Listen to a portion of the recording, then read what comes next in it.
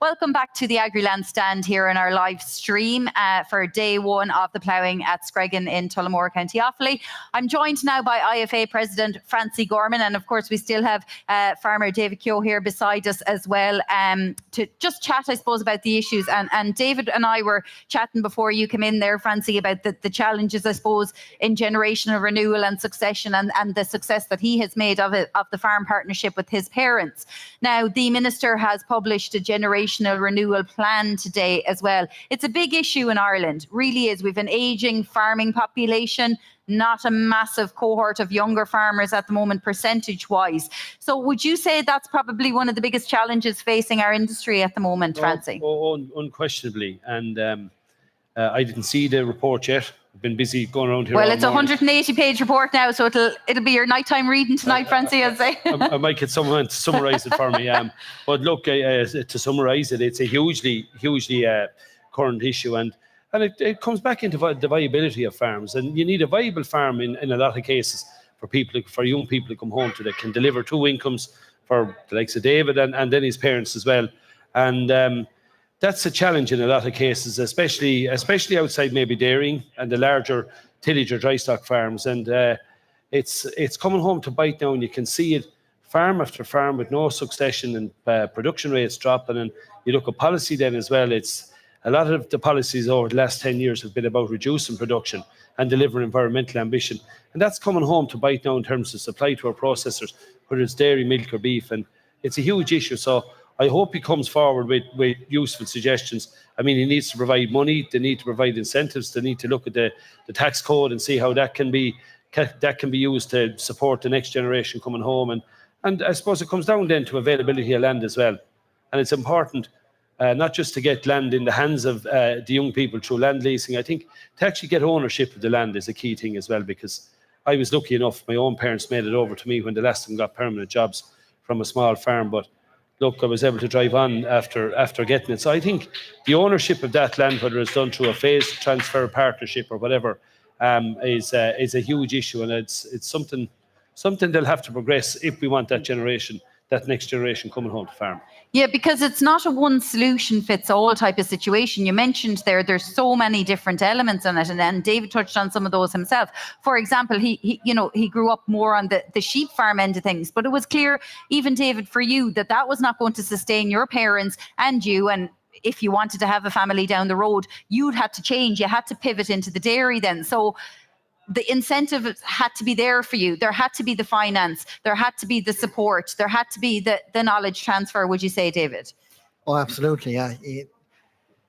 For me, I was just lucky the way it fell, I suppose, in a way, that I had the options there, whereas it can be more difficult now in the last couple of months. Like I said, with nitrates and everything, there is a lot of uncertainty there for younger people to go farming. Yeah. And it's not just, we'll say, everyone has their own issues, Francie. The dairy farmers have issues with the nitrates, obviously. Then the beef, sheep and tillage lads have issues because of the nitrates, because of land availability. Then, of course, tillage, ye had a big meeting recently, the IFA, in relation to the crisis, quote unquote, that they're having in the tillage sector. And a lot of it comes down to policy and supports for those particular sectors. So what would ye be calling for? Yeah, I think actually everything that you've mentioned there is important to every farmer. Yeah. So, like, if you're if you're a dry stock or a dairy farmer, you want a vibrant tillage sector. You need your straw. You need access. Pig and poultry farmers, in particular, need access to land to be able to spread their nutrients on. And so it's derogation, it's CAP, it's Mercosur, huge issue as well. The budget will be upcoming. The key issues that we want delivered on in the budget, they've been promised in the programme for government. So there's an absolute imperative. It's imperative that the government step up to the mark here and honour the commitments given. Like, we do our business still in rural Ireland generally on a handshake and word of mouth, and if you agree a price for something, that's the price. And we can't let the government away from the fact that they came out to our farm centre and they went to other farm organisations as well in advance of the last general election and made promises. They agreed it in the programme for government, and they need to pony up the money now and see that those promises are implemented. And all those things feed into generational renewal. Like, the derogation is going to make the likes of David's farm, if he's in derogation, I won't say unviable, but it's going to make it very, very hard to have two livings off it. And then it'll put pressure on land availability for other sectors. And really and truly, a lot of dairy farmers might be forced into the market if the derogation is gone and looking for land that they don't need. But we've been working really, really hard over the course of the last 18 months, probably in particular, on those issues. Derogation, Mercosur, CAP is very current, but those are the key issues, like in supports for the tillage sector as well. And sure, we'd be waiting the 7th of October with real interest now.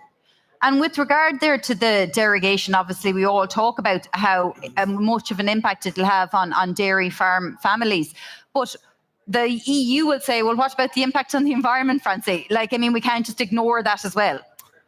Yeah, and my answer to that is that if you look at our water quality, we've the 4th best groundwater quality in Europe. Our nitrates levels are at their lowest levels in our rivers in 10 years. So in the last 18 months, across the board, everybody has done, everything that could be asked of them, and more will be delivered from the efforts that farmers have put in the last 18 months. And in terms of biodiversity, like, you go off on holidays to Central Europe or go off on holidays out to Europe, and you see the level of biodiversity we have on our farms here. It's way in excess of what they have out there, and they can produce all the studies they like about biodiversity loss here. If you just open your eyes and look around you, we have it at a level on our farms that isn't available in Europe. All right, they have it in the mountains, but 70-80% of our land is farmable in some shape or form in this country. A greater percentage than most other countries in Europe. They might have biodiversity in their mountains, but not at farm level. We have it at farm level, and I suppose we've just got to keep making that point about our water quality improvement, and keep saying to our farmers then as well that you can't take your eye off that ball either. Unfortunately, well, not unfortunately, but whether we like it or not, that ship's not going to turn around. While the consumer is affluent, and we have affluent consumers now, they're going to be concerned about where the product is produced and the standards to which it's produced.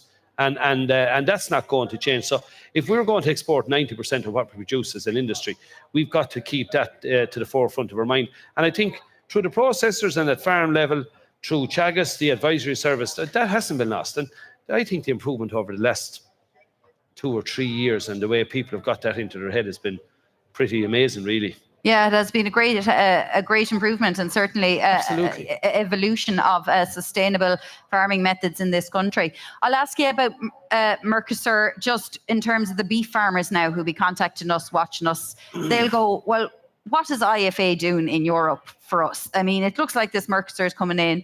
I'm slaving away here on a farm in County Meath, trying to do the best I can for my family, finish beef or raise sucklers, whatever it might be. And next thing, all of this cheaper beef is coming in from Brazil. And what are you doing about it? Yes, and that's a fair question, I suppose. Maybe we're not communicating our message in a way we should to get it out there. But I suppose it's heartening that they look at IFA and say, they always seem to blame IFA. What are IFA doing about it? So in a way, it's heartening that they look at us as the organisation that they expect to deliver, and when it's not delivered, we're blamed. And I suppose that's where it's at, and we have to wear that, and we do. But I mean, we've been at COPA level, we're affiliated with COPA Kajika in Europe, and they've been steadfast in their opposition to this, and we've been steadfast in our opposition to it as well. I mean, if you go back to John Bryan's time when he was president almost 20 years ago, we led a campaign in Brazilian beef to highlight those standards. And that has always been to the forefront of our actions ever since, highlighting that difference. And the concerns are that they've agreed a deal to bring in beef from Mercosur countries. They can't verify where it came from and the standards to which it's produced. And we keep making that point where we've worked through COPA. We lobbied extremely hard in the run-up to the general election last year to ensure that it was in the programme for government. And it's there now that commitment by both parties that they'll work with other countries to ensure that this deal doesn't go through. And where it's at now at the moment is it's going to be a difficult one to get over at council level, because you need 4 countries with 35% of the European population to vote against it. And at the moment, if you don't, you need Italy, France and Poland. And then the smaller ones like ourselves. But at the moment, the Italians with 50 million people are going to support the deal. So if they support it, it's likely to be past the council level. But we haven't given up. Our government are still committing to opposing it. And at European, at Parliament level then, we need a majority of 50% plus one. And I wouldn't totally give up hope on that yet. It's a steep hill to climb. And they'll be looking at taking a decision, probably be the ultimate decision mid to late December in Strasbourg at a plenary. And in the meantime, and I spoke to the French ambassador about it here today, we were on an online call with Commissioner Sefcovic yesterday, the Trade Commissioner for Europe, and he's coming over here in October, and we're looking to meet him on it. The safeguards that he said are in place around market disturbance and around standards, we still wouldn't be happy with that. And we've made that point to him, because there's 6 months lead in. If you make a complaint, sure, at that stage it's gone. And once the deal is agreed, it's very hard to see it turned around. Okay.